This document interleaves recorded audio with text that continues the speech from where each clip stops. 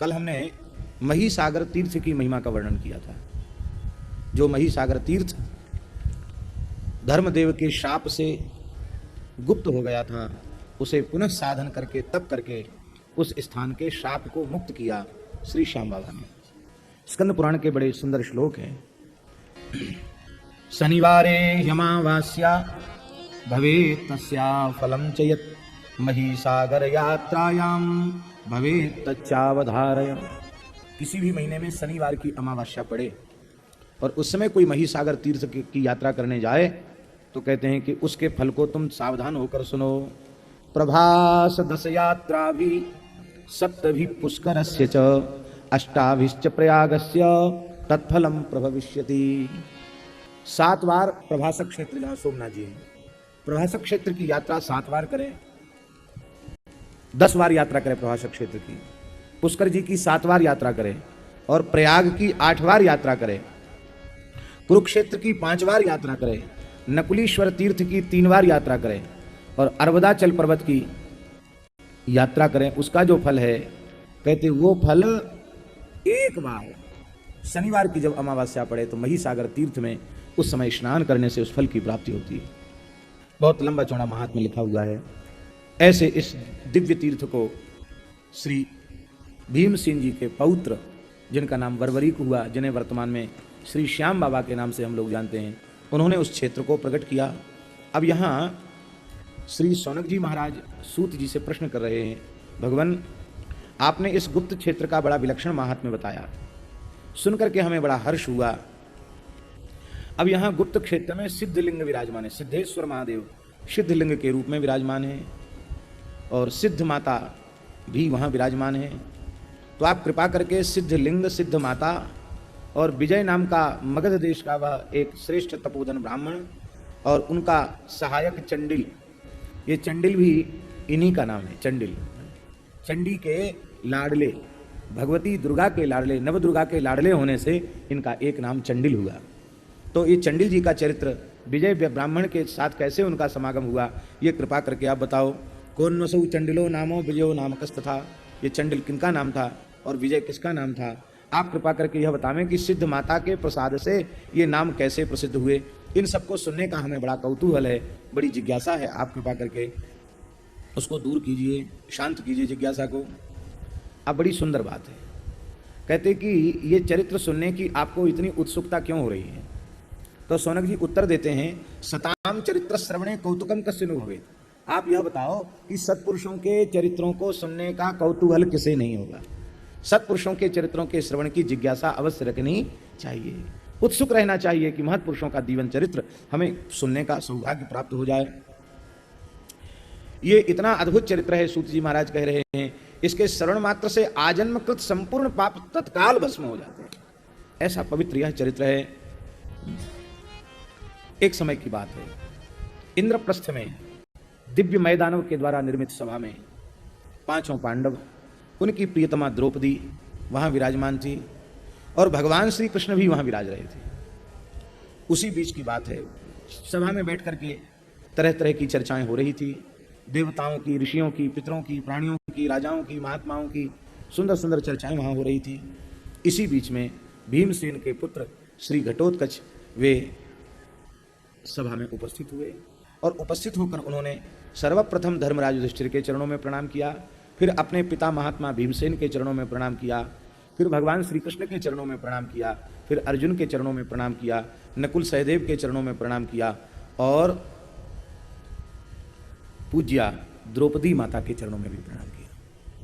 अत्यंत विनम्र भाव से ये वहां विराजमान हो गए हैं। सबको बड़ी प्रसन्नता भई है, चलो कम से कम बहुत लंबे समय के पश्चात ये भीमसेन नंदन यहाँ पधारे हैं। तो सबने वात्सल्य किया, लाड़ प्यार किया, आलिंगन किया और भीम नंदन घटोत्कच ने सबको प्रणाम किया। देखिए प्रेम किसको कहते हैं, वात्सल्य किसको कहते हैं? अब भीम नंदन को प्रणाम करते ही युधिष्ठिर ने अपनी गोद में ले लिया।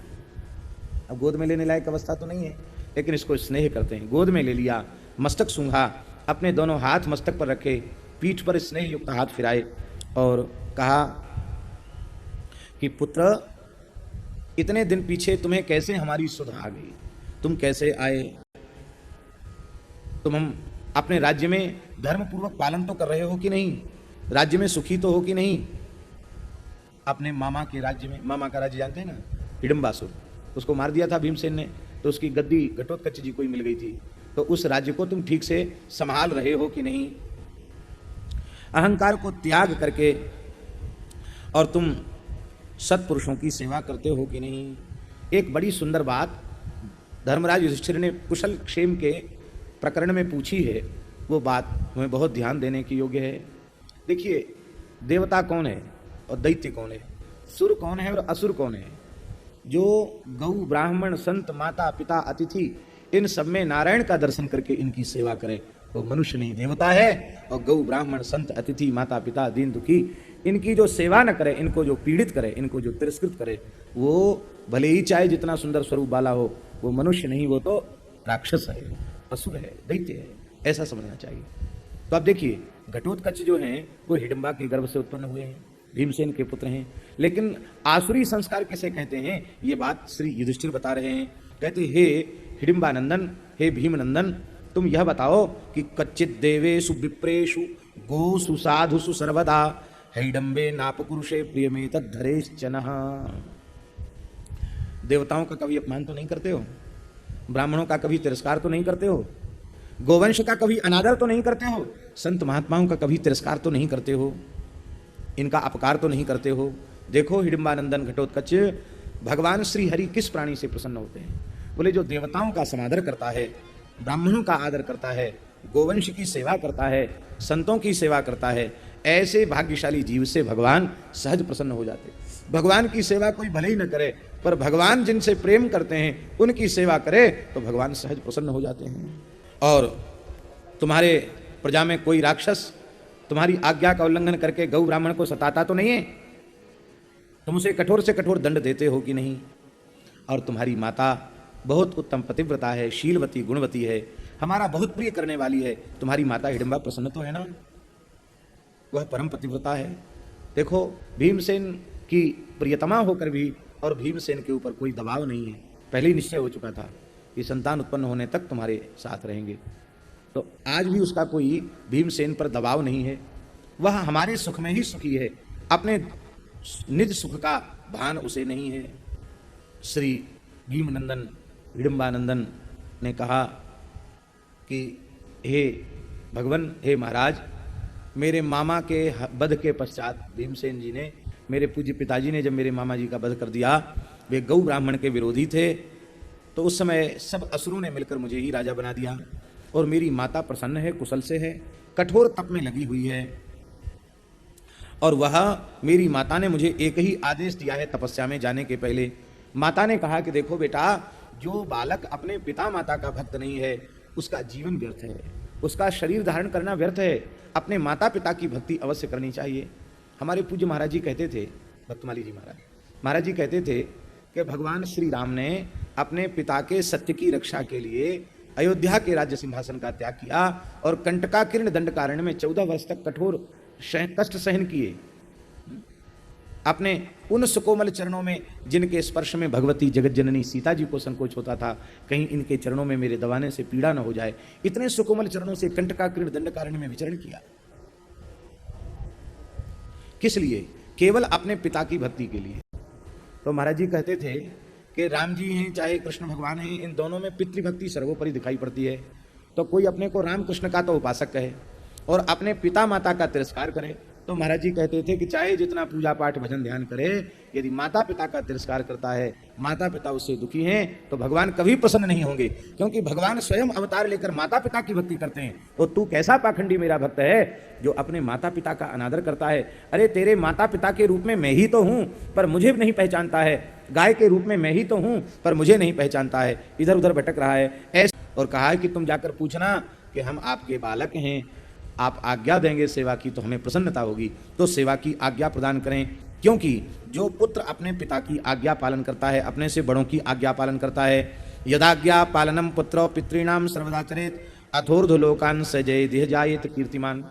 श्लोक लिखने योग्य श्लोक है, इतना अद्भुत श्लोक है स्कंद पुराण का, श्याम बाबा के चरित्र का। कहते हैं कि जो पुत्र जिसने निश्चय कर लिया है, प्रतिज्ञा कर ली है कि मैं अपने पिता की, अपने बाबा की, अपने ताऊ की, अपने से बड़ों की आज्ञा का कभी हम उल्लंघन नहीं करेंगे, हम सदा श्रद्धा पूर्वक पालन करेंगे।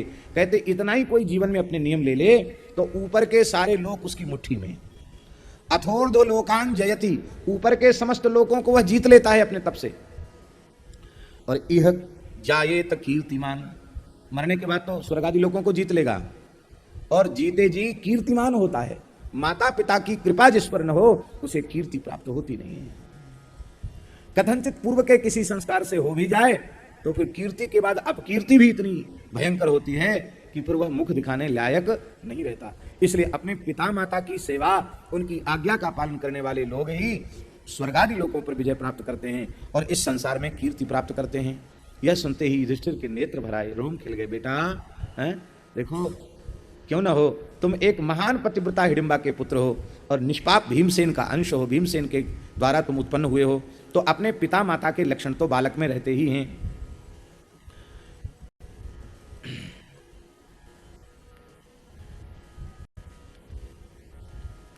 अवश्यम, ये श्लोक भी बड़ा सुंदर है।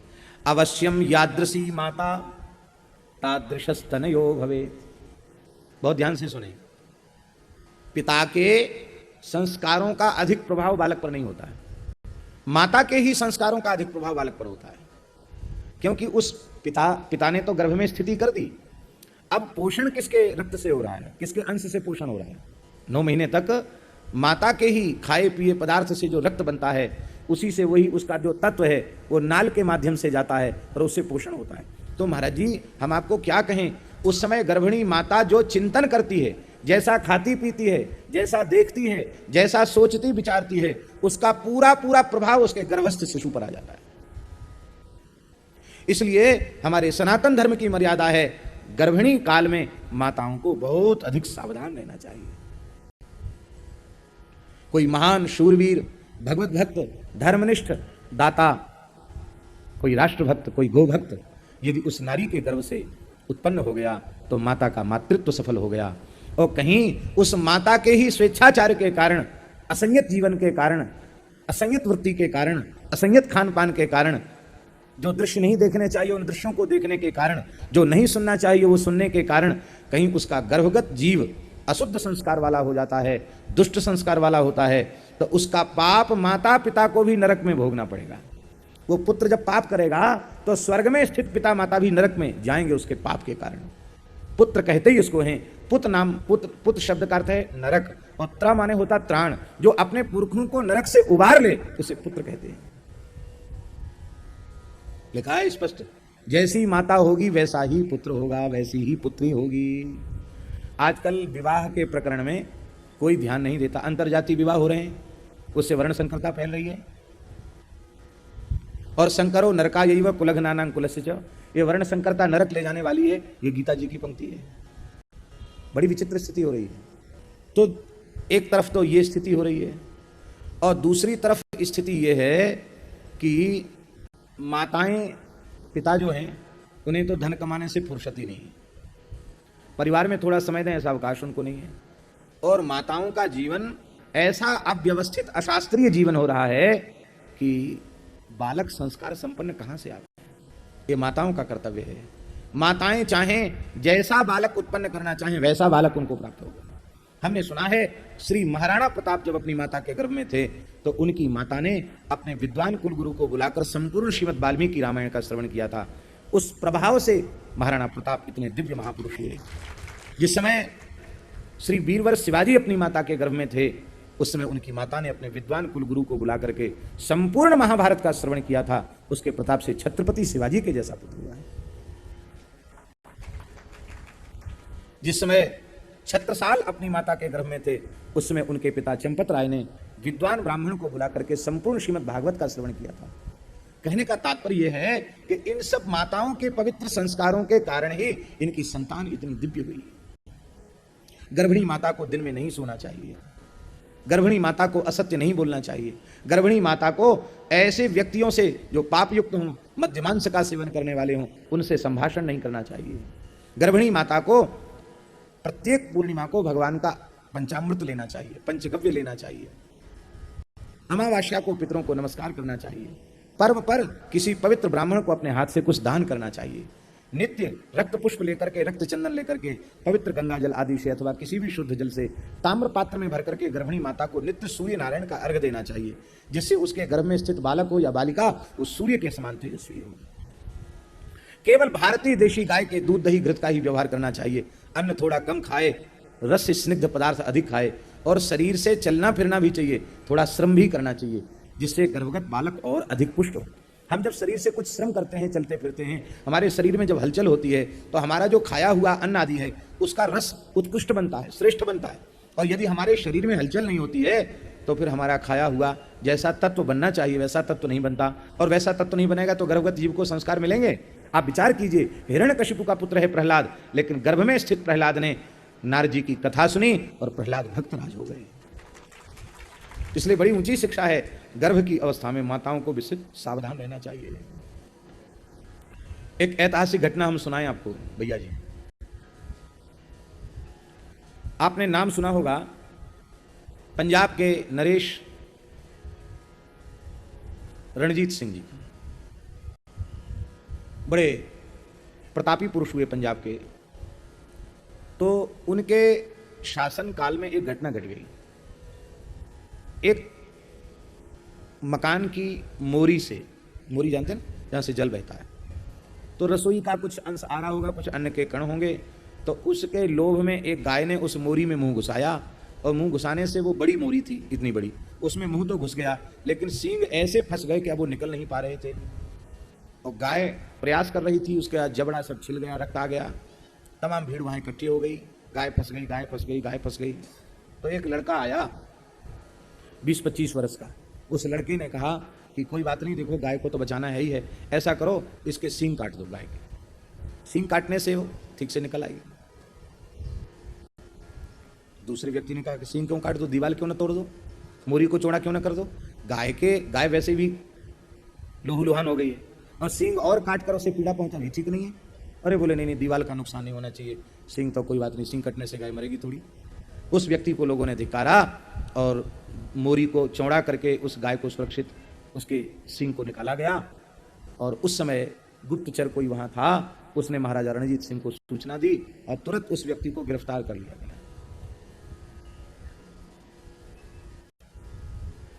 राजा ने कहा इसकी मां को बुलाओ। महाराज ने कहा, उस युवक की मां को बुलाया गया। महाराज ने कहा कि तू सत्य सत्य बता, ये तेरा पुत्र है कि किसी दूसरे का? इसमें वर्ण संकरता लगती है। हमारी प्रजा में कोई ऐसा व्यक्ति नहीं है जिसके चित्त में गाय के प्रति ऐसी भावना हो। तू सत्य सत्य बता, ये किसका पुत्र है? उसने शपथ पूर्वक कहा, महाराज मैं एक कुलवधू पतिव्रता नारी हूं, मेरे पति के द्वारा ही मुझे यह प्राप्त हुआ है, ये मेरा पुत्र है। बोले तुम्हारा पुत्र होकर इसमें ऐसी प्रवृत्ति क्यों कि गाय के सींग काट दो? तब उसने कहा कि जिस समय ये गर्भ में था, गर्भ में स्थिति हुई, उसके पश्चात मैं अपने छत पर घूम रही थी स्नान करके, तो मैंने एक कसाई को मांस ले जाते हुए देखा। उसको कहीं जाना था, उसने बातचीत भी की कि हमको अमुक जगह जाना है, कहाँ, तो मैंने छत से उससे बातचीत भी की। तो हमें इतना तो हमें अपना अपराध लगता है, लेकिन और कोई दोष मेरा हो ये मुझे समझ में नहीं आता। तो कहते हैं कि उसमें रणजीत सिंह ने अपने राज्य की, नगर की सीमा के भीतर मद्य मांस बेचने खरीदने वालों की आने जाने की मनाही कर दी, निषेध कर दिया। और माताओं के लिए अपने समय में एक कानून जारी कर दिया कि माताएं जब गर्भिणी हों, उन्हें देखना हो तो अपने पति का मुख देखें, अपने पूज्य महानुभावों का मुख देखें, और नहीं तो दर्पण में अपना ही मुख देख लें, वे किसी पर पुरुष का दर्शन न करें। ये रणजीत सिंह ने आदेश जारी किया। आप सोचो, एक कसाई को मांस ले जाते हुए देखा और उससे बातचीत हो गई, उतने का प्रभाव गर्भगत बालक के ऊपर आ गया। अब मैया सिनेमा देख रही है, होटल में जाके भोजन कर रही है, अश्लील दृश्य देख रही है, अश्लील गीत सुन रही है, तो बालक ध्रुव प्रहलाद कैसे कहां से पैदा होंगे? उस सिनेमा देख देख कर सब एक्टर ही पैदा होते हैं, कोई भक्त पैदा नहीं होते। उससे तुम्हारे मातृत्व की सफलता नहीं है, तुम्हारे परिवार की सफलता नहीं है, है? श्री मलुकदास जी का दोहा है, बहुत प्यारा दोहा।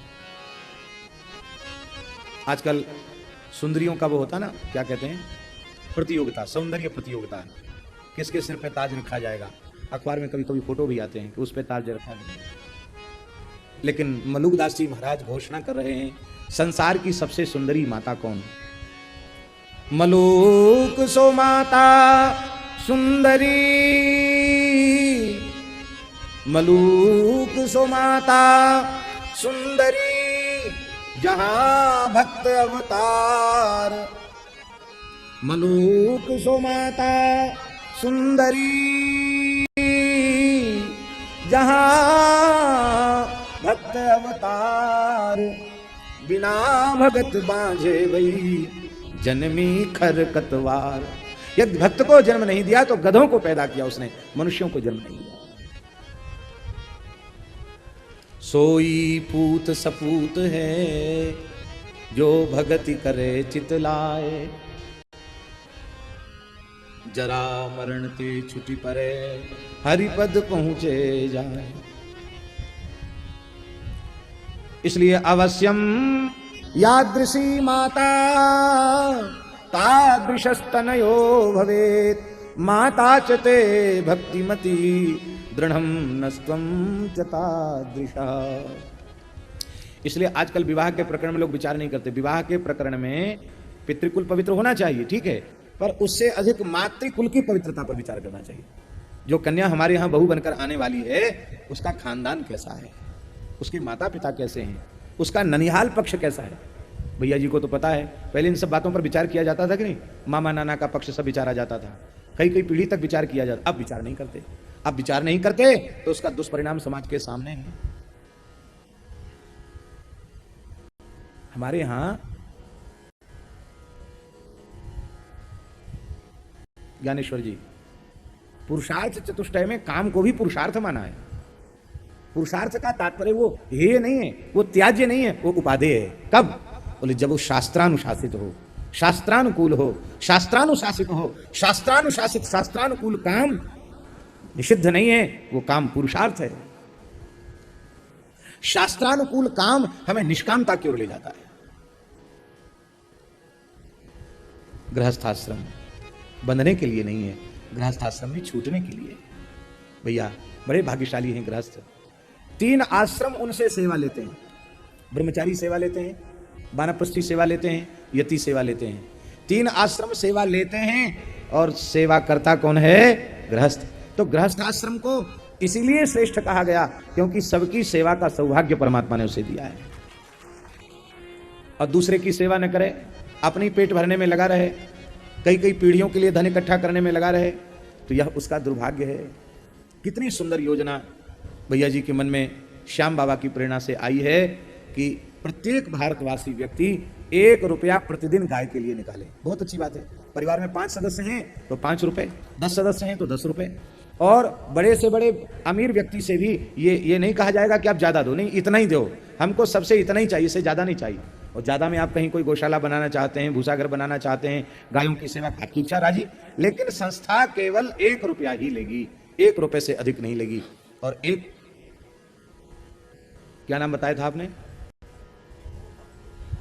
श्री गोभक्त परिवार महासंघ भारत नेपाल। आपका विचार है कि श्याम बाबा से कम 10 करोड़ लोग जुड़े हुए हैं।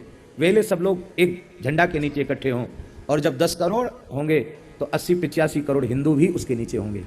और हम समझते हैं कि जब ऐसा पवित्र कार्य भगवत संकल्प से आरंभ हो जाएगा तो कोई भी गाय रोड पर खड़ी नहीं दिखाई पड़ेगी, कचड़े के ढेर पर खड़ी नहीं दिखाई पड़ेगी, भूख प्यास से तड़फती नहीं दिखाई पड़ेगी। वह सुंदर गो सदन में होगी और प्रेम से सेवा प्राप्त करती होगी। बहुत पुनीत कार्य है। हम पढ़े लिखे लोगों का आह्वान करते हैं कि इस काम में लग जाइए। बहुत अच्छी आपकी योजना है कि उसका एक कोष बनाया जाएगा और वह धन कोष में ही जमा होगा। भारतवर्ष की सभी गौशालाएं जो पंजीकृत हैं और कुछ ऐसी भी जो पंजीकृत नहीं है, चल रही हैं, तो उनका पंजीकृत और बिना पंजीकृत गौशालाओं का नामांकन होगा और वह एक प्रकार से भारतवर्ष की समस्त गौशालाओं का एक बड़ा संगठन होगा। और फिर देश में जहां जहां जिस प्रांत में जहां गौ सेवा की आवश्यकता है, गाय के चारा पानी दाने की व्यवस्था, शेड की व्यवस्था, अथवा जो भी गौ सेवा के लिए उपयोगी व्यवस्था है, जो आवश्यक व्यवस्था है, वो सर्वे करने के बाद 2 व्यक्ति संस्था के सर्वे करेंगे और उसके अनुसार वे वहां उस सेवा की व्यवस्था कराएंगे। तो केवल किसी एक गौशाला नहीं, भारतवर्ष की सभी गौशालाओं की सेवा भगवत भाव से हो, ऐसा विचार आपके मन में। ये विचार तो बहुत श्रेष्ठ है, होना ही चाहिए, किंतु हमारी एक प्रार्थना और है, वो ये है कि जिनके पास थोड़ी भी सामर्थ्य है घर में अवकाश है, जिनके पास खेती की भूमि है, वे गोवंश अवश्य रखें और हो सके तो गो आधारित कृषि करें, गोबर से आधारित कृषि करें, क्योंकि गौशालाओं का निर्माण गोवंश के संरक्षण संवर्धन की समस्या का समाधान नहीं है, ये मजबूरी है। समाधान है हर व्यक्ति गोपालक बने, यही समाधान है। देश की कृषि गो आधारित कृषि हो, यही समाधान है। अब क्या कहें, हमें कहना तो नहीं चाहिए, लेकिन चलो कह देते हैं, हमारे मन में कोई बात छिपती नहीं है। हमारा स्वभाव है, संतों की सभा हो, कोई धार्मिक आध्यात्मिक सभा हो, तो वहां तो यथासाध्य पहुंचते हैं, लेकिन कोई पार्टी की सभा हो, किसी नेता की सभा हो, किसी अभिनेता की सभा हो, तो नेता अभिनेताओं से अपना कोई लेना देना नहीं है, सामने की राम राम है, बाकी कोई उनसे हमारा कोई नाता रिश्ता नहीं है। ठाकुर जी के नाते, गाय के नाते प्रेम है, नहीं तो हमारा आपसे क्या लेना देना है। तो कल से ही बहुत दबाव आग्रह था कि प्रधानमंत्री जी विचार कुंभ में आ रहे हैं। एक अखिल भारतीय विद्यार्थी परिषद का एक कार्यक्रम भी हमारी विशेष सन्निधि में रखा था, करीब करीब 5000 छात्र आए थे, उनको संबोधित करना था, लेकिन हम उसमें भी नहीं गए। पर कल बहुत आग्रह हुआ और आज सवेरे एक अधिकारी आकर बैठ गए, बोले हमको निर्देश मिला है कि महाराज जी को किसी भी स्थिति में लेके ही आना। ठीक, तो यद्यपि वहाँ 9 बजे पहुँचने का था, हम तो 10 बजे खालसे से चले वहाँ पहुँचे, और बड़ा अच्छा वक्तव्य मुख्यमंत्री जी का, प्रधानमंत्री जी का बहुत अच्छा वक्तव्य रहा। अब हम लोगों को प्रवचन करने की आवश्यकता नहीं है, क्योंकि नेता ही बहुत सुंदर धार्मिक आध्यात्मिक भाषण भी देने लगे हैं, तो विशेष आवश्यकता नहीं रही। लेकिन बड़े दुख के साथ हम ये बात कह रहे हैं, उस विचार की गोष्ठी में दूर दूर तक कहीं गाय या गो आधारित कृषि की चर्चा नहीं थी। श्री राम मंदिर के निर्माण की कहीं चर्चा नहीं थी, गाय की कहीं दूर दूर तक चर्चा नहीं थी। अरे भाई, पूरे देश में कानून बने, उसके पहले भी पावर में स्थित जो लोग हैं, शासन में स्थित जो लोग हैं, वे बहुत कुछ काम कर सकते हैं। हम आपसे पूछते हैं, आज भारत सरकार घोषणा करे कि हम उसी किसान को ऋण देंगे, सब्सिडी देंगे, जो अपने खेत में गाय रखेगा, गो आधारित कृषि करेगा, उसे हम पुरस्कृत करेंगे और विदेशी खाद से अधिक मूल्य देकर उसके गेहूं को खरीदेंगे। हम पूछते हैं, बिना कानून बनाए पूरे देश में गोवंश की रक्षा हो जाएगी कि नहीं हो जाएगी? गोबर गोमूत्र का उचित मूल्य मिले, गोवंश की रक्षा होगी कि नहीं होगी? लेकिन ये सब काम तब संभव है जब भीतर से इच्छा हो, भीतर से मनसा हो। तो नारायण, स्थिति बड़ी विचित्र है। लोग किधर जाएं, कई बार तो यही समझ में नहीं आता कि किधर जाएं। और ये बात बिल्कुल पक्की है, विश्व का विकृत पर्यावरण गोवंश के संरक्षण संवर्धन के बिना शुद्ध हो जाए, ये संभव नहीं है, नहीं है, नहीं है। कभी ना कभी सारी दुनिया को यह बात स्वीकार करनी पड़ेगी। और जब गोवंश ही नहीं रहेगा और कोई कहेगा कि नहीं, अब एक उपाय हो सकता था कि गाय होती तो देश की धरती बच जाती ऊसर बंजर होने से, गाय होती तो लोग रोग से आदि व्याधियों से बच जाते, ये सब बात होती, तो उस समय जब गाय होगी तब तो आपके पास समाधान होगा। और गाय ही नहीं रहेगी तो आपका समाधान क्या आपको मिलेगा? समाधान नहीं मिलेगा। इसलिए संपूर्ण भारत राष्ट्र को, संपूर्ण भारतीय प्रजा को अब स्वयं सन्नद्ध होना चाहिए, किसी सरकार के भरोसे न होकर के गोरक्षा और गोपालन का व्रत स्वयं लेना चाहिए। आज मेरे मन में बार बार ये बात आ रही थी कि इनके सहारे ये करेंगे, ये अच्छा है, भगवान महाकाल सद्बुद्धि दें और ये अपने 5 वर्ष के अंतराल में ही संपूर्ण भारतवर्ष में गोवध निषेध का पक्का कानून बनावें, गोवंश संरक्षण संवर्धन के लिए स्वतंत्र गो मंत्रालय गठित करें और गोरक्षण गो संवर्धन केवल प्रजा का धर्म नहीं, राजधर्म बने। हम तो ये चाहते हैं, ये भगवान से प्रार्थना करते हैं, भगवान उनको सद्बुद्धि दें, वे करें। लेकिन उसके पहले हमें केवल इन सरकारों पर डिपेंड नहीं रहना, आधारित नहीं रहना। हम जितना स्वयं कर सकते हैं उतना हमें अवश्य करना चाहिए। तो भाई, गाय की सेवा करे, ब्राह्मणों की सेवा करे, ऐसे पवित्र लक्षण होंगे तो बालक भी वैसा ही होगा। इसलिए यादृशी अवश्यम यादृशी माता तादृशस्तनयो हुए, ये बात बिल्कुल पक्की है। माँ जैसी होगी संतान वैसी होगी। इसलिए हमारे यहाँ शास्त्रों में लिखा है कि दुशीलम मातृदोषेण, बालक दुराचारी है तो ये बालक का दोष नहीं है, माता का दोष है। माता ने गर्भ की स्थिति में सावधानी नहीं रखी, इसलिए बालक या बालिका दुराचार के मार्ग पर आगे चली गई। दुशीलम मातृदोषेण पितृदोषेण मूर्खता, पिता के दोष से संतान मूर्ख होती है। पिता उसको शिक्षा का ठीक से प्रबंध करे, ध्यान दे, तो बालक मूर्ख क्यों होगा? और दारिद्र्यम आत्मदोषेण, भगवान ने किसी को गरीब नहीं बनाया, अपने ही कमी से व्यक्ति निर्धन होता है। माताओं को अपने मातृत्व को संभालना चाहिए। हमारी प्रार्थना है ये तब होगा जब माताएं अपनी बालिकाओं को बाल्यकाल से ही सदाचार की शिक्षा दें। हिंदुत्व क्या है, कुल धर्म क्या है, राष्ट्र धर्म क्या है, हमारे खानदान की पवित्र परंपरा क्या है, ये शिक्षा अब स्कूलों में तो मिलनी नहीं है। ये शिक्षा कौन देगा? अब माताओं का कर्तव्य है कि अपनी संतान को वह इस प्रकार की शिक्षा दें। एक बुंदेली भाषा की कहावत है, जैसे इसमें लिखा है ना, अवश्यम यादृशी माता तादृशस्तनयो भवेत्। ये कहावतें भी कहीं ना कहीं पुराणों से ही संबद्ध हैं। तो बुंदेली भाषा की एक कहावत है, ओरछा क्षेत्र की बात बता रहे हैं। जी के जैसे बामताई ऊ के ऊ से मोड़ी मोड़ा। जिसके जैसे माता पिता होते हैं उसके पुत्र पुत्री उसी प्रकार के होते हैं, ये उसका भाव है। जी के जैसे बामताई ऊ के ऊ से मोड़ी मोड़ा है। और पूज्य बक्सर वाले मामा जी कहते थे, गाय पर पूत पिता पर घोड़ा, अब अधिक नहीं तो थोड़ा थोड़ा, ऐसा वो कहा करते थे। तो तुम्हारे पिता भीमसेन पवित्र हैं और तुम्हारी माता पतिव्रता है, इसीलिए तुम्हारे में इतने सुंदर लक्षण हैं। यद्यपि तुम्हारी माता असुर कुल में उत्पन्न हुई है, फिर भी संस्कार कितने सुंदर हैं। बहुत अच्छी बात है। बोलो भक्तवत्सल भगवान की जय।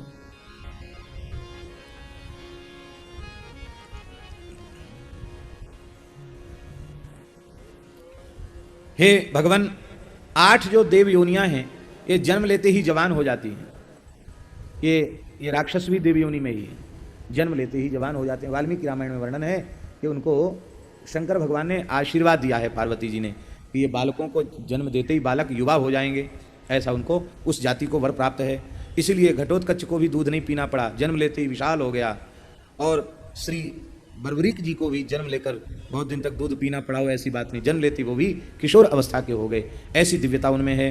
तो अब ये जो घटोत्कच हैं ये हमारे भतीजे, ये सब प्रकार से ठीक हैं और विवाह के योग्य हैं, तो इनके विवाह का प्रबंध करना चाहिए। भगवान श्री कृष्ण से पूछा कि हे प्रभु, क्वा कलत्रम करो में हम, आप कृपा करके बताओ कि इसके लिए बहू कहाँ से खोजी जाए, क्योंकि मातृकुल की पवित्रता का विशेष ध्यान देना चाहिए।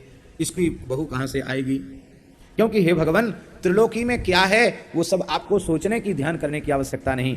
आप सर्वगत सर्वरूप सर्वमय हैं, इसलिए आपकी सर्वज्ञता भी अचिंत्य है। आप जान सकते हैं कि हमारे इस घटोत्कच के लिए बहू कहाँ निश्चित की है आपने, आप कृपा करके बतावें।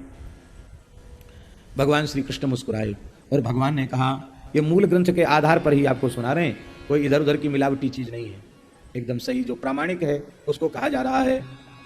बोले, हे धर्मराज युधिष्ठिर, इन हिडंबा नंदन की घटोत्कच की बहू वो तो प्राग ज्योतिषपुर में है।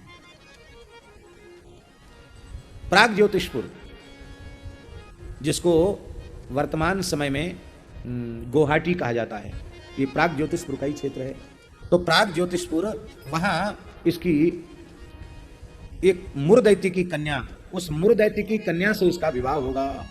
वो मुरदैत्य की कन्या बहुत तपस्विनी है, परम सुंदरी है और परम पवित्रा है, पतिव्रता है, बड़ी वीरांगना है। भगवान श्री कृष्ण ने कहा कि जब हम उस भौमासुर का वध करने के लिए, युद्ध करने के लिए गए और जब मैंने मुरदैत्य का वध कर दिया, तो मुरदैत्य का वध करने से ही भगवान का नाम मुरारी हुआ, मेरा नाम मुरारी पड़ा।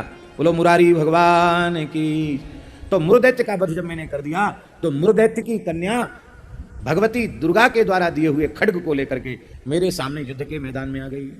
मेरे पिताजी को मारा है तो मुझसे लड़ाई लड़ो, मुझसे युद्ध करो। योद्धुम मामति वीर्यत्वात् दोरा काम कटंकटा। मुरदैत्य की कन्या का नाम था काम कटंकटा। क्या नाम था? काम कटंकटा, ये नाम था उसका। वो महाराज खट्वांग लेकर के, खड्ग लेकर के आई, तब हम दिव्य बाणों से, शार्ंग धनुष से छूटे हुए बाणों से उसके साथ युद्ध करने लगे। तो मेरे दिव्य बाणों को भी उस दिव्य खड्ग से उसने टुकड़े टुकड़े कर दिया। और इतना ही नहीं, अपने दिव्य खड्ग से गरुड़ जी के मस्तक पर प्रहार किया तो गरुड़ जी महाराज मूर्छा में चले गए। तब मैंने विचार किया कि ये काम कटंकटा कोई सामान्य नहीं है, विशिष्ट शक्ति लेकर अवतरित हुई है, इसके साथ खेलने से काम नहीं बनेगा। अब तो सुदर्शन चक्र का प्रयोग करना ही पड़ेगा। तो जैसे ही मैंने चक्र का स्मरण किया, चक्र मेरे घूमने लग गया। उसी समय श्री, वहां कौन सी माता है गुवाहाटी में? कामाख्या नाम लिखा है यहां, कामाख्याम नाम माम देवी पुरस्थित्वा वचो ब्रवीत। कामाख्या माता भगवान कहते मेरे सामने प्रकट हो गई और प्रकट होकर के कहा भगवान इस कन्या का वध न करें, ये दिव्य कन्या है, ये दिव्य कन्या है और मैंने ये जो खड्ग दिया है ये जब तक हाथ में लेकर रहेगी तब तक इस ब्रह्मांड में कोई भी देवता असुर सुर इसे जीत नहीं सकता है, मेरा वरदान है इसको। बुद्धिर प्रतिमा चापी, इस कन्या में अप्रतिमा बुद्धि है, संसार में इसके जितनी तीव्र बुद्धि और किसी कन्या में नहीं है, इतनी तीव्र बुद्धि है। और शक्तिश्च परमारणे, ओ युद्ध में महान शक्ति उसको प्राप्त है। देखो बहुमासुर को आपने मार दिया, मूर्ख का वध कर दिया, सेनापति मूर्ख का वध कर दिया, किंतु 3 दिन 3 रात लगातार युद्ध करते हुए हो गए, लेकिन काम कटंग कटा का आप कुछ भी नहीं बिगाड़ सके। अब देखो गरुड़ जी की हालत हो गई। भगवान ने कहा कि भगवती कामाख्या देवी आप कहना क्या चाहती हैं? बोले मैं यह कहना चाहती हूं कि इस विशिष्ट कन्या को इसीलिए उत्पन्न किया गया है कि किसी विशिष्ट महापुरुष को ही अपने गर्भ में धारण करे, और वो विशिष्ट महापुरुष हैं श्याम बाबा। क्योंकि संसार की सामान्य कन्या इस महान तेजस्वी भगवत स्वरूप अंश को धारण नहीं कर सकती है, इसलिए ये बहुत बड़ी योजना है। इसको मार, इसका वध कर दोगे आप सुदर्शन चक्र से कथनचित, तो वो योजना अधूरी रह जाएगी, इसलिए आप युद्ध बंद कर दो। भगवान ने कहा हम तो बंद करें पर ये लड़ना बंद तो करें, हम हथियार ना उठाएं और ये लड़े तो हमारा बड़ा नुकसान होगा। बोले ठीक है हम इसको समझा बुझा देते हैं। तो भगवती कामाख्या देवी ने प्रकट होकर काम कटंकटा का आलिंगन किया और आलिंगन करके कहा, हृदय से लगा करके कहा कि अरे भद्रे सुमंगले काम कटंकटे, तुम युद्ध मत करो इनसे। क्यों?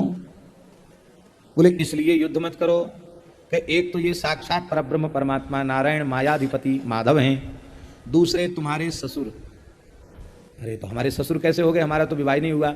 अरे बोले होने वाले ससुर, क्योंकि इनकी बुआ के पुत्र जो भीमसेन हैं, उन भीमसेन के पुत्र घटोत्कच के साथ तुम्हारा विवाह होने वाला है, भीमनंदन के साथ तुम्हारा विवाह होगा। तो जब भीमसेन तुम्हारे ससुर हुए हैं तो क्या कहेंगे उनको? हम तो हिसाब जोड़ना जानते नहीं है। कौन से ससुर हुए? फफिया ससुर कहते, क्या कहते हैं? एक ममिया ससुर होते, फफिया ससुर होते, जाने क्या क्या होते हैं। फूफा वाले भी तो ससुर होते हैं कि नहीं? तो ये श्री कृष्ण जो है वो ममिया ससुर हैं, क्योंकि वसुदेव जी मामा लगते हैं पांडवों के, तो श्री कृष्ण वो ससुर लगे तुम्हारे, इसलिए तुम अब इनसे युद्ध मत करो। क्योंकि तस्मात् एनम नमस्कृत्य भाविनम ससुरम शुभे, ये तुम्हारे होने वाले ससुर हैं, इसलिए इनको प्रणाम करो। इतना सुनते ही उस कन्या ने युद्ध बंद कर दिया और कहा कि ठीक है मैं महात्मा भीमसेन की कुलवधू बनूंगी, इससे अधिक मेरा क्या सौभाग्य होगा। अब तो भगवती कामाख्या देवी ने कहा कि देखो बेटी, अपने पिता के प्रति तुम्हें शोक नहीं करना चाहिए। एक तो तुम्हारा पिता कायर की तरह नहीं मारा गया, वीर गति को प्राप्त हुआ। दूसरी बात, साक्षात भगवान नारायण के हाथ से उसका उद्धार हुआ, तो सीधे गोलोक गया है, सीधे भगवत धाम गया है। तो तुम्हें अपने पिता के प्रति शोक नहीं करना चाहिए। देखो ये जो भगवान श्री हरि हैं, श्री कृष्ण हैं, इनकी महिमा बड़े बड़े देवता, बड़े बड़े ऋषि मुनि महात्मा भी नहीं जानते, तो मोहित हो जाते हैं, इसलिए तुम इनका पूजन करो। अब तो प्रसन्न होकर के काम कटंकटा ने भगवान के चरणों में प्रणाम किया, तो प्रणाम करके वह चली गई अपने महल में, और हे युधिष्ठिर हम वहां से फिर लौट करके द्वारिका आ गए। तो ये पुराना इतिहास है। मेरे सामने कामाख्या देवी ने कहा था कि भीमसेन के पुत्र का विवाह इस कन्या से होगा। देवता झूठ नहीं बोलते, भगवती झूठ क्यों बोलेंगी, इसलिए इसका विवाह वहीं होगा। लेकिन एक बात है, क्या बात है? बोले बात यह है कि इस कन्या ने एक प्रतिज्ञा की है। क्या प्रतिज्ञा की है?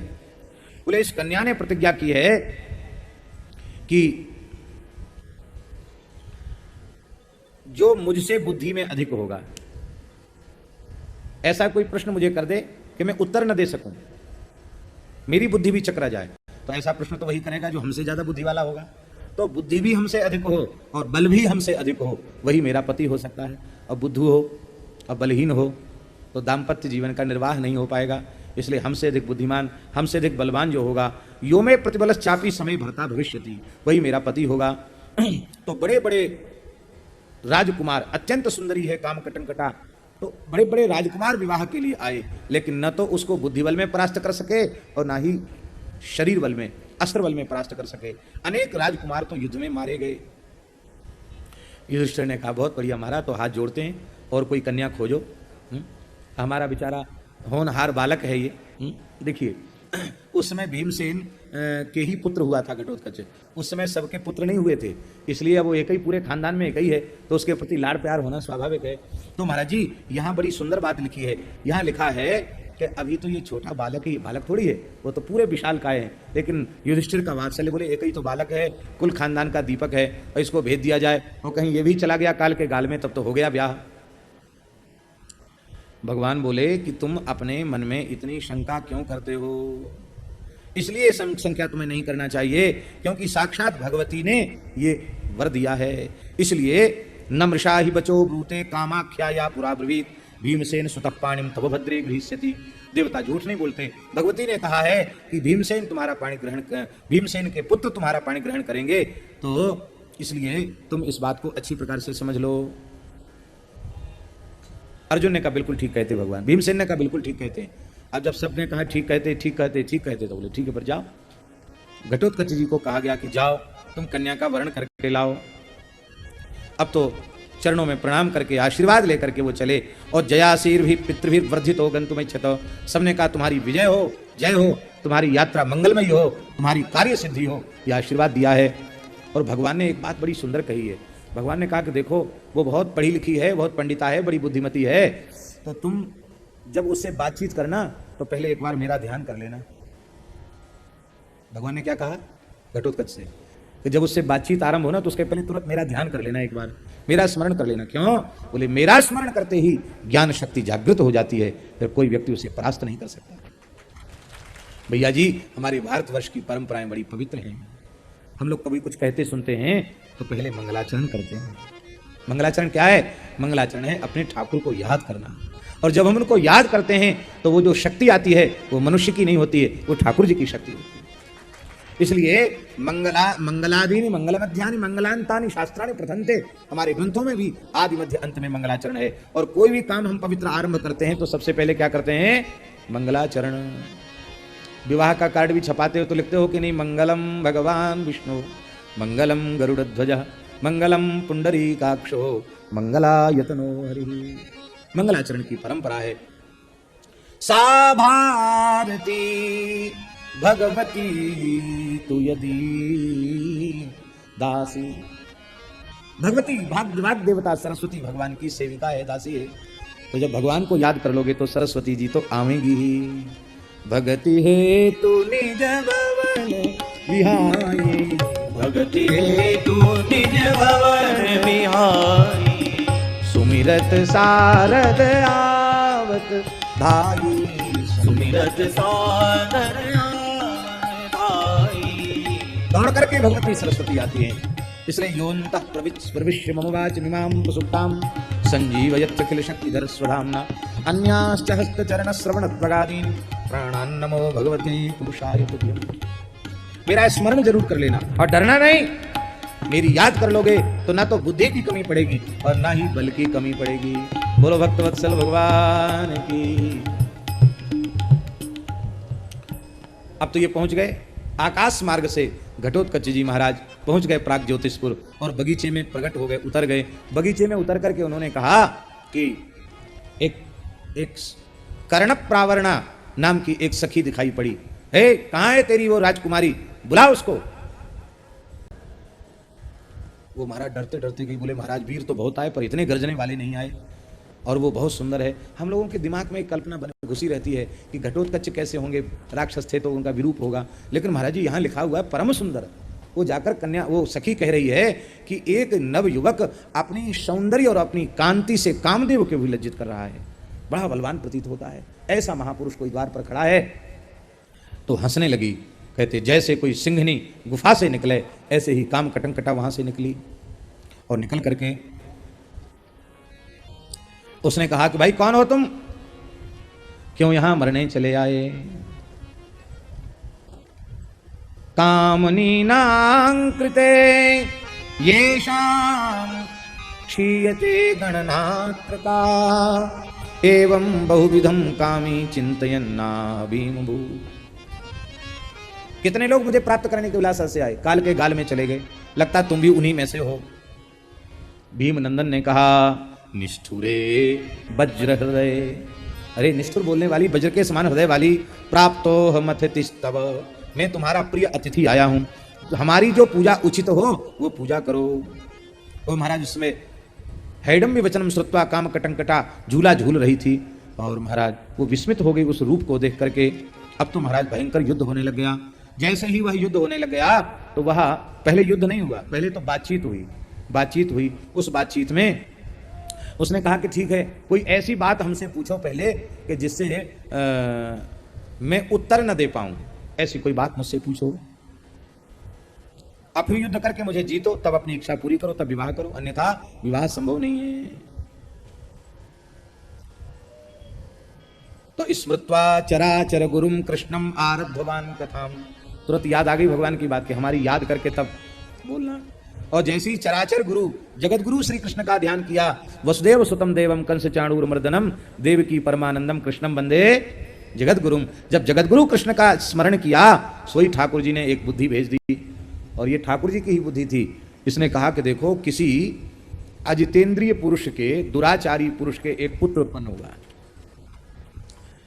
और वो पुत्र भी वैसे ही निकला, जैसा बाप होगा वैसे ही तो बेटा होगा, पुत्र भी वैसा ही निकला। उस पुत्र ने युवावस्था में विवाह किया, और विवाह करके एक कन्या को उत्पन्न किया, और प्रसव की वेदना में उसकी पत्नी की मृत्यु हो गई। अब वह कोई दूसरा तो था नहीं, कन्या का उसने पालन पोषण किया, रक्षण भी किया और पोषण भी किया।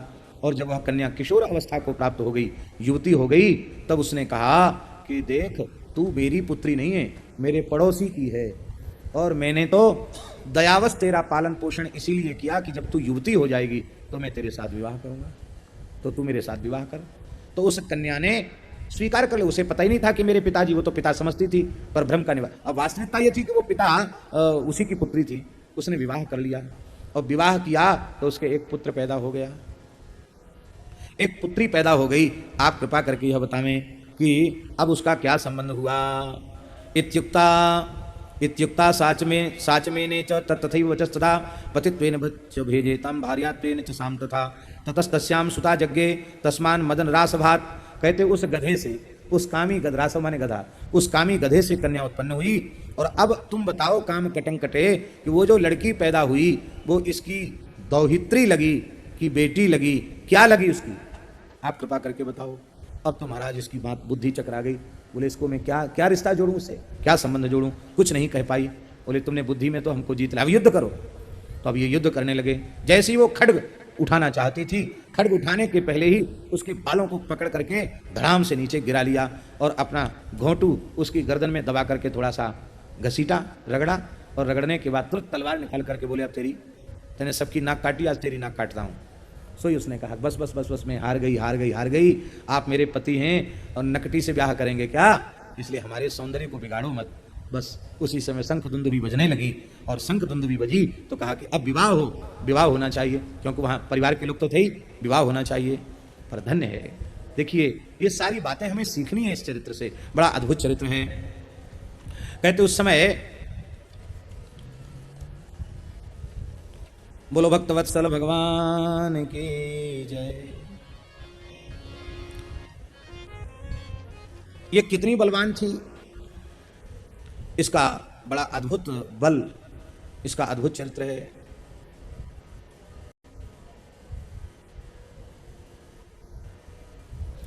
बड़े बड़े दैत्य, महाराज यहां तक आया है कि रावण आदि राक्षस भी इसके बल की बराबरी नहीं कर सकते थे। इतना बल था काम कटंकटा, रावण आदि राक्षस भी इसके बल की बराबरी नहीं कर सकते थे, इतनी बलशालिनी थी ये। बोले अब विवाह हो जाना चाहिए। यह सुनकर के घटोत्कच जी ने कहा अरे देवी, तुम्हें पता नहीं है, हमारी भारतीय परंपरा है युवक युवती विवाह में स्वतंत्र नहीं होते। विवाह कोई ऐसा खेल तमाशा थोड़ी है कि कोर्ट में जाकर के खड़े होकर तय कर लो और कहीं माला पहना दो, हो गया ब्याह। ये विवाह की पद्धति नहीं है। हमारे यहाँ 2 परिवारों के बड़े बूढ़े सदस्य होते हैं, मुहूर्त शोधन किया जाता है, मंडप सजाया जाता है, भांवर पड़ती है, तब विवाह होता है। हमको ऐसे वैसे खानदान के कैसे ब्याह कर लेंगे। हमने तेरी प्रतिज्ञा को पूर्ण किया, अब विवाह तो शास्त्रीय विधि से ही होना चाहिए। कहाँ होगा विवाह? तो बोले हम बारात लेकर के यहाँ नहीं आएंगे। देखो सुविधा के अनुसार परंपराएं उस समय भी बदली गई। बोले तुम सबको आना पड़ेगा इंद्रप्रस्थ कन्या के सहित, और वहीं विवाह होगा। बोले बिल्कुल ठीक है, ऐसा ही। अयं कुलो, बहुत सुंदर बात है। मौरवी मौर्वी यस्य हि वर्तन्ते पितरौ बांधवस्तथा तन्माम शीघ्रम बहुशुभ्रे सक्कपस्थाय संप्रति। जिसके माता पिता जीवित हों, बंधु बांधव जीवित हों, उन्हें अपने परिवारों का आशीर्वाद लेकर के ही विवाह करना चाहिए। अब तो महाराज बड़े प्रेम से विवाह संपन्न हुआ। तथा पृष्ठम समारोप्य घटोत्कच मनिंदिता नाना द्रव्य परिवार शक्रप्रस्थम समाव्रजत। इंद्रप्रस्थ आ गए और वहां शुभ लग्न में घटोत्कच जी का काम कटंकटा से विवाह संपन्न हो गया। खूब बड़ा भंडारा हुआ, प्रीति भोज हुआ, और उस प्रीति भोज में पांडवों ने इसके खानदान के लोगों को भी खूब न्योता देकर के खिलाया पिलाया। कुंती द्रौपदी बड़ी प्रसन्न भई कि चलो घर में एक बहू आई तो सही। अत्यंत प्रसन्नता हुई। विवाह संपन्न हो गया। तब श्री युधिष्ठिर ने कहा, हे घटोत्कच, अब तुम अपनी प्रियतमा काम कटंकटा के साथ अपने राज्य का शासन करो, क्योंकि बहुत समय हो गया है, अपनी प्रजा का शासन करो। तब यह प्रसन्न होकर के और अपने राज्य में लौट करके आ गए।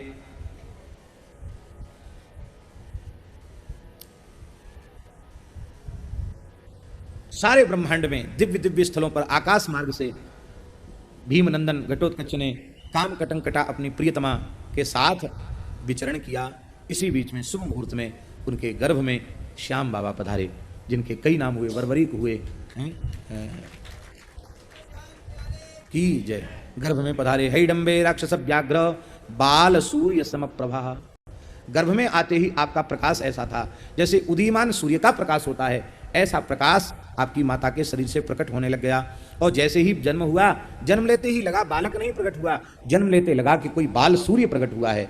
और फिर तत्काल किशोर अवस्था को प्राप्त हो गए। किशोर अवस्था को प्राप्त हुए तो चरणों में प्रणाम किया है माता पिता के, और चरणों में प्रणाम करके आशीर्वाद प्राप्त किया है। नील मेघ चय प्रख्यो घटास्यो दीर्घलोचन। कैसे हैं ये? बोले सजल नील मेघ के समान अंग कांति है। भगवान के श्रीअंग का वर्ण भी सजल मेघ के समान है, और इनके शरीर का रंग भी सजल मेघ के समान है। इसलिए हमने कल ही कहा था कि जब खाटू हम दर्शन करने गए तो हमको तो लगा कि कोई बड़े से शालिग्राम जी विराजमान हैं। उनको चंदन से श्रृंगार किया गया है, ऐसी सुंदर उनकी झांकी। और कहते जैसे कोई एकदम गोल घट हो, ऐसे ही इनका मुख भी सुंदर गोल मटोल है। और दीर्घलोचन, छोटी आंख नहीं है, कमल के समान विशाल इनके नेत्र हैं। ऐसे प्रकट हो गए। ऊर्ध्वकेशश्चोद्धरोमा पितरौ प्रणतो भवेत् प्रणमामि वां चोभौ जातस्य पितरौ गुरु भवतोर्हि प्रियं कृत्वा अनृणस्यां सदाह्यं भद्व्यां दत्तमिच्छामि अभिदानं यथात्मनः। कहते उस समय श्री घटोत्कच जी ने कहा कैसे नहीं, अपने बाबा दादी से आशीर्वाद लो। तो युधिष्ठिर, भीमसेन, द्रौपदी और अपनी परदादी कुंती, सबके चरणों में इन्होंने प्रणाम किया है। तो नामकरण युधिष्ठिर ने किया। ध्यान दें, नामकरण किसने किया? बोले नामकरण संस्कार धर्मराज युधिष्ठिर ने किया है। क्या नामकरण किया? ध्यान से सुने। बर्बरा कारके शस्त्वात् बर्बरी का विदो भवान भविष्यति महाबाहो कुलस्यानंद वर्धनः। घुंघराले केस वाले को बर्बक कहते हैं, बर्बक संस्कृत भाषा में। किसी किसी के केस ऐसे होते हैं वो स्वाभाविक घुंघराले होते हैं, और हम जानते तो नहीं है, पर हमने सुना है कि शायद कोई मशीन भी ऐसी चल गई है जिससे वो जिसके घुंघराले केस न हो उसको घुंघराले बना दिया जाता है। ऐसा भी हमने सुना है, होता होगा कहीं। अब तो नए नए फैशन चल गए हैं। इतनी सी छुट्टियां यहाँ नहीं रखेंगे। अभी कुछ समय से देख रहे हैं कि बच्चे यहाँ से बाल बना लेते हैं और बीच बीच खोपड़ी में जैसे कोई घास फूस झाड़ झंकार पैदा हो जाए ना, ऐसे यहाँ खोपड़ी पर रख लेते हैं। भैया ये सब मत करो, शिखा रखो, यज्ञोपवीत धारण करो। ये मनमानी वेशभूषा अच्छी नहीं है। ये यवनों के संस्कार हैं, ये हम लोगों में संक्रमित हो रहे हैं, इससे हमें सावधान होना चाहिए। और फिर अच्छा लगे देखने में तब तो ठीक है, अच्छा भी नहीं लगता देखने, बड़ा खराब लगता है, भद्दा लगता है, पर वो पता नहीं उनको क्या लगता होगा कि हम कितने बढ़िया लग रहे हैं। एक विशाखापट्टनम में हम गए तो एक लड़के को देखा, यहाँ बाली पहने हुए, यहाँ होठ में, यहाँ भौं में, यहाँ। आश्चर्य की बात है भैया, क्या हो गया इसको?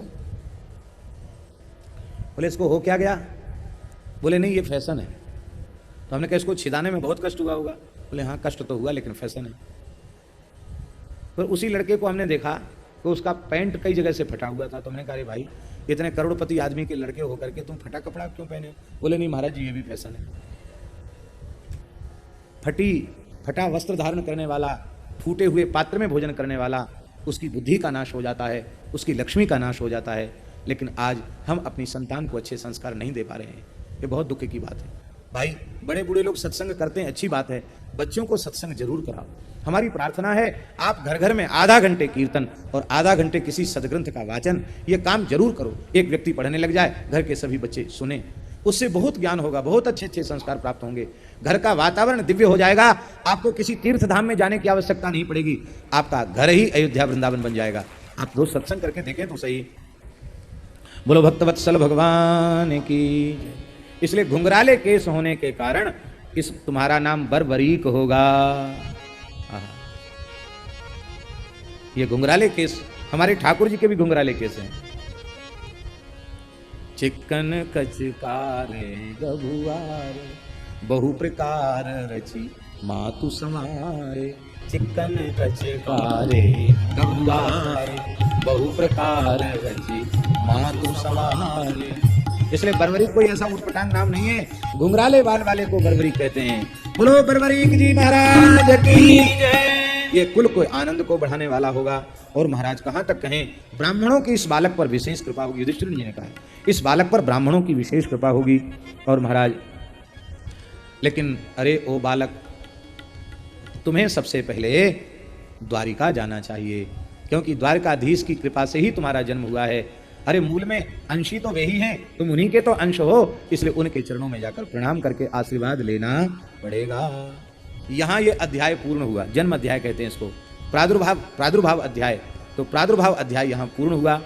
आप लोग श्री भैया जी एक सुंदर उनकी प्राकृतिक का कोई भजन, कोई बधाई गा लेंगे, उसी में उत्सव बन जाएगा।